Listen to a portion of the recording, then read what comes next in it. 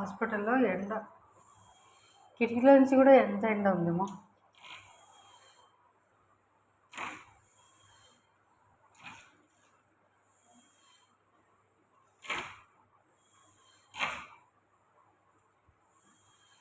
ఎంత sun rise ఉందో చూడు.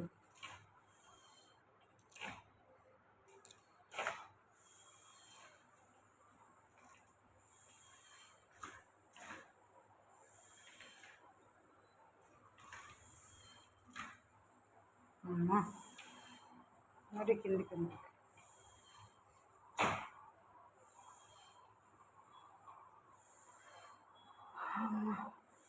ఇప్పుడు కూల్గా ఉంది ఇది దించినాక.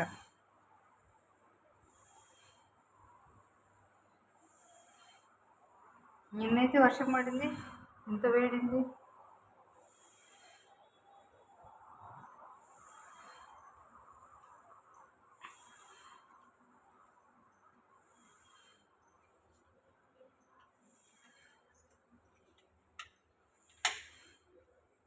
అయ్యా ఇప్పుడు బాగుంది.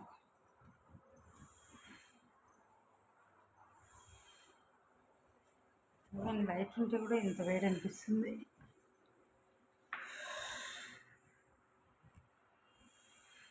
ఇప్పుడు కూల్గా ఉంది. బయట సన్ రైజ్కి కళ్ళు ఇలా లాగుతున్నాయి. ఇంత పెద్ద బిల్డింగ్లో ఉంటే కూడా, ఎంత ఏసీ ఉంటే కూడా బయట సన్ రైజ్కి కొంచెం ఎట్లా అయిపోయింది ప్రాణం. బయట తిరిగితే ఎట్లుంటుందో ఏమో తిరిగే వాళ్ళకి. ఇలా ఉంది. సుఖాన్ని అలవాటు పడితే ఎట్లుంటుంది. ఇప్పటి నుంచి సుఖమే చెప్తున్నా, మామూలుగా ఇలా ఉంటుంది. కొంచెం ఎండ తట్టుకోలేక స్క్రీన్ చేసేంత వరకు గాబర్ అయిపోయింది. అందుకే చెట్లను పెంచాలి ఇళ్ళ దగ్గర. మొన్న ఇక్కడ గచ్చిబౌలి దగ్గర అటవీ వృక్షాలన్నీ రేవంత్ రెడ్డి అది పడగొడుతున్నారని అన్నారు.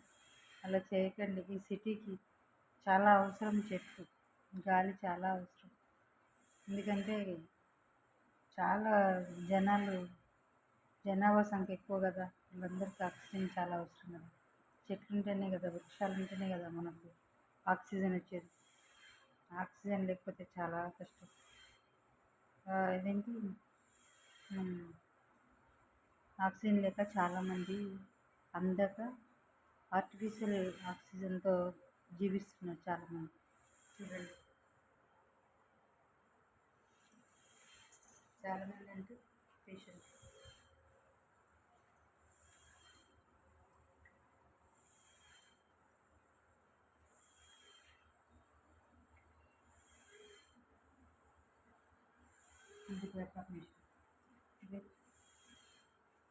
నెబులైజేషన్ మిషన్, అది ఆక్సిజన్. చాలామంది ఆక్సిజన్ అందక బాడీకి బ్యాకప్ మిషన్, కార్బన్ డైఆక్సైడ్ బయటకు పోవడానికి, ప్లస్ ఆక్సిజన్ మంచిగా గాలి లోపల పీల్చుకోవడానికి, మళ్ళీ రెస్పిరేషన్ మంచిగా ఫ్రీగా ఉండాలని నెబులైజేషన్ మిషన్. ఇన్ని బాధలు మనిషి జీవించాలంటే అదంతా ఎందుకు జరుగుతుంది? ఎక్కువ కార్బన్ డైఆక్సైడ్ ఎక్కువైపోయి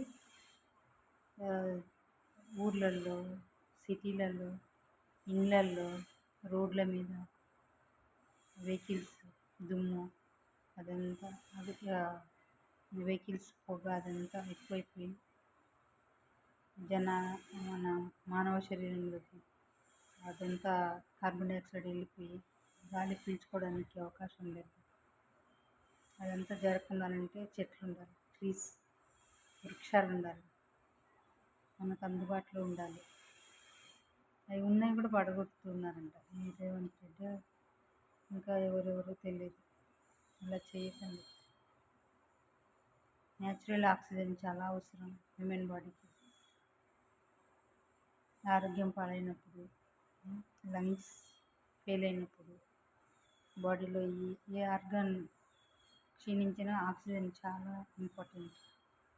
కాబట్టి చెట్లను ఉంచండి.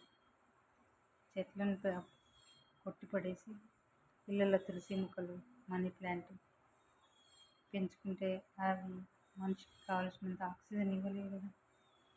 ఇది చాలా పొరపాటు, మనం చేస్తున్న పెద్ద పొరపాటు అది. అటవీ వృక్షాలను పడగొట్టడం ఎందుకు? వాటిలో ఏదన్నా విషసర్పాలు, జంతువులు ఉంటే వాటిని అరికట్టవచ్చు, కానీ చెట్లను నరకడం చాలా మహాఘోరం, మహాపాపం.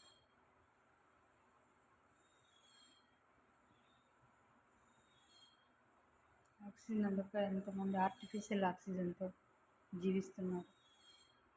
బాడీలో ఉన్న కార్బన్ డైఆక్సైడ్ బయటికి పంపించలేక ఆర్టిఫిషియల్గా మిషన్స్ పెట్టి బయటికి తీసేస్తున్నాం.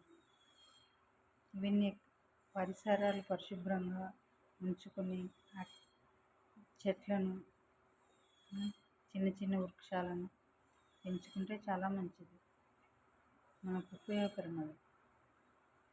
అంతేగాని వాటిని కొట్టేస్తే మనకి చాలా నష్టం, సమాజానికి చాలా నష్టం.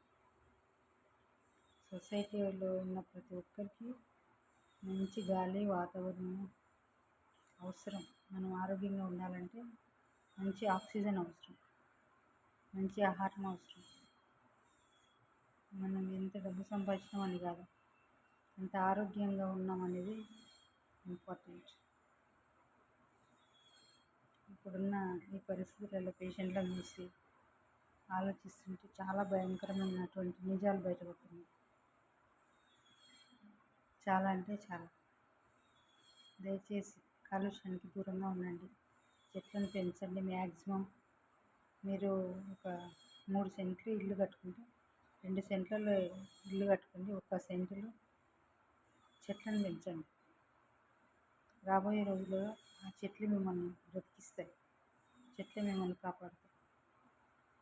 ఎంత డబ్బున్నా వేస్ట్, ఆర్టిఫిషియల్గా ఎన్ని రోజులు బ్రతకలేరు.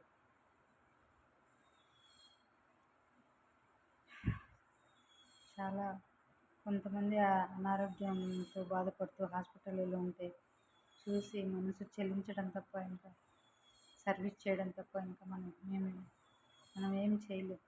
అదే చెట్లు అయితే మనలో ఉన్న కార్బన్ డైఆక్సైడ్ ఆ గాలి ద్వారా బయటికి తీసేసి మంచి ఆక్సిజన్ మనలోకి పంపిస్తాయి చెట్లు. అప్పుడు ప్యూరిటీగా ఆక్సిజన్ తీసుకుంటాము, హెల్తీగా ఉంటాం.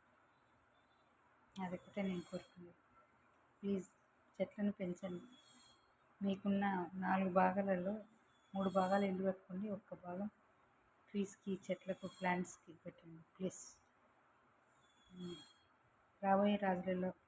రాబోయే రోజులలో మీ పిల్లలకు ఏమిస్తున్నారు ఆస్తి అంటే అవే, మంచి ఆక్సిజన్. అదొక్కటే కోరుకుంటున్నాను. ఎంత ఆస్తి ఇచ్చినా తరిగిపోతుంది. అదే మంచి చెట్లను, ఆక్సిజన్ ఇచ్చారంటే వాళ్ళ భవిష్యత్తుకు, మంచి ఆరోగ్యానికి మీరు పునాది వేసినట్టు. Thank you. నచ్చితే లైక్ చేయండి, సబ్స్క్రైబ్ చేయండి ఛానల్.